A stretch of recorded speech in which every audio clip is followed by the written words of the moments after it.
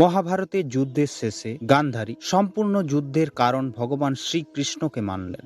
তিনি ভগবান শ্রীকৃষ্ণকে অভিশাপ দিলেন, আজ থেকে ৩৬ বছর পর একইভাবে তোমার যদুবংশ একে অপরকে হত্যা করে বিনাশ করে দেবে, আর দ্বারিকাও সমুদ্রতলে বিলীন হয়ে যাবে। ৩৬ বছর পর গান্ধারীর অভিশাপ ফলীভূত হয়, যদুবংশ শেষ হয়ে যায়, সঙ্গে দ্বারিকাও সমুদ্রে তলিয়ে যায়। একদিন ভগবান শ্রীকৃষ্ণ একটি গাছের নিচে বিশ্রাম নিচ্ছিলেন। ওই সময় জরা নামক এক শিকারী শ্রীকৃষ্ণের পাকে হরিণ মনে করে তীর নিক্ষেপ করে। যখন জরা দেখলেন তার ছোড়া তীরটি কোনো হরিণকে না, ভগবান শ্রীকৃষ্ণের পায়ে আঘাত করেছে, সে সঙ্গে সঙ্গে ভগবানের কাছে তার এই ভুলের জন্য ক্ষমা চাইল। ভগবান শ্রীকৃষ্ণ তাকে বললেন, জরা, তোমার কোনো দোষ নেই, তুমি ত্রেতা যুগে বালি হয়ে জন্ম নিয়েছিলে, তোমাকে আমি গাছের পেছন থেকে বধ করেছিলাম, যা যুদ্ধের নিয়মের সম্পূর্ণ বিপরীত ছিল।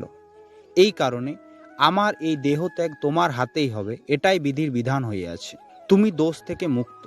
এইভাবে ভগবান নিজ দেহ ত্যাগ করে দেন। এই সূচনা জোড়া অর্জুনকে জানালে অর্জুন অতি দুঃখের সাথে ভগবান শ্রীকৃষ্ণের অন্তিম সংস্কার করলেন। ভগবানের হৃদয় কিন্তু ওই আগুনে একটুও জ্বলেনি, তাই অর্জুন ওই ব্রহ্ম পদার্থটিকে একটি কাঠের মধ্যে রেখে ভাসিয়ে দেন। কিছুদিন ভাসতে ভাসতে ওই ব্রহ্ম পদার্থটি উড়িষ্যার উপকূলে পৌঁছে যায়। সেখানে শবর জাতির সর্দার বিশ্ব বসু ভগবানের এই দিব্য হৃদয়টি পান। তিনি এটিকে একটি গুহার মধ্যে রেখে নীলমাধব রূপে এই ব্রহ্ম পদার্থের পুজো করতে থাকেন। শবর জাতি ছাড়া কেউ এই পুজোর স্থান জানত না। ওই সময় অবন্তী রাজ্যে ইন্দ্রদুম্ন নামে এক রাজা ছিল। তিনি ভগবান বিষ্ণুর একজন প্রকৃত ভক্ত ছিলেন, সর্বদা ভগবানের দর্শন পাওয়ার জন্য ব্যাকুল হয়ে থাকতেন।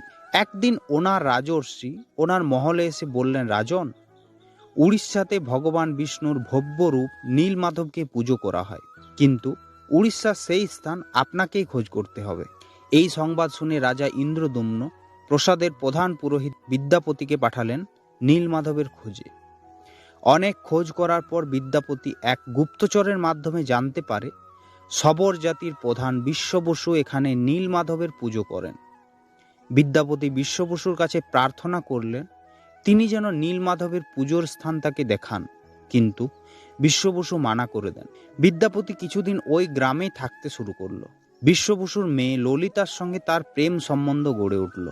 কিছুদিন পর বিদ্যাপতি ও ললিতা বিবাহ করে নেয়।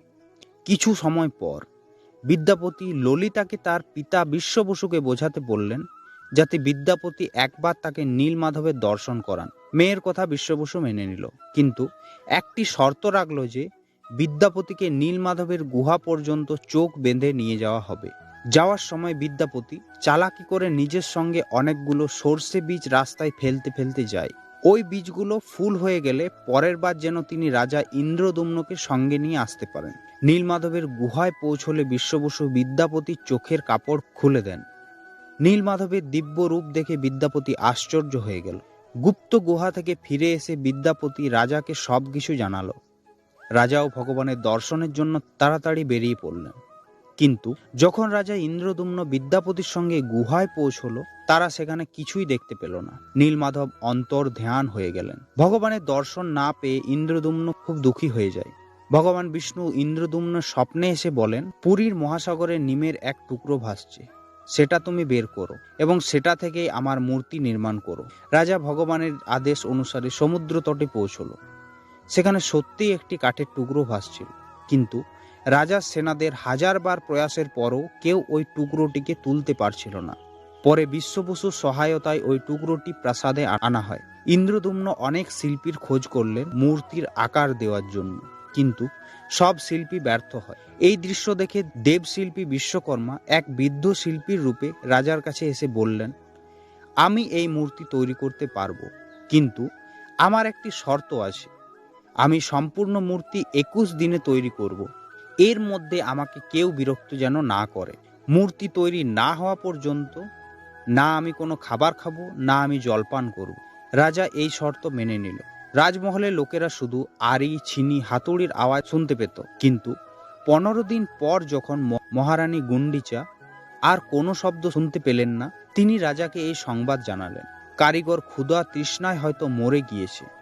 এই ভয়ে ইন্দ্রদুম্ন দরজা খুলতে বাধ্য হলেন, কিন্তু দরজা খুলতেই রাজা দেখল কারিগর সেখান থেকে অন্তর্ধান হয়ে গেছেন আর 3টি অপূর্ণ মূর্তি রেখে গেছেন। ওই 3টি মূর্তি আজ ভগবান জগন্নাথ, বলভদ্র ও সুভদ্রা রূপে পুরী শ্রী মন্দিরে প্রতিষ্ঠিত হয়েছে। এইভাবে হয়েছে পুরী ধাম ও প্রভু জগন্নাথ মন্দিরের নির্মাণ। ভালো লাগলে ভিডিওটিতে অবশ্যই জয় জগন্নাথ কমেন্ট লিখবেন। ধন্যবাদ। রাধে রাধে।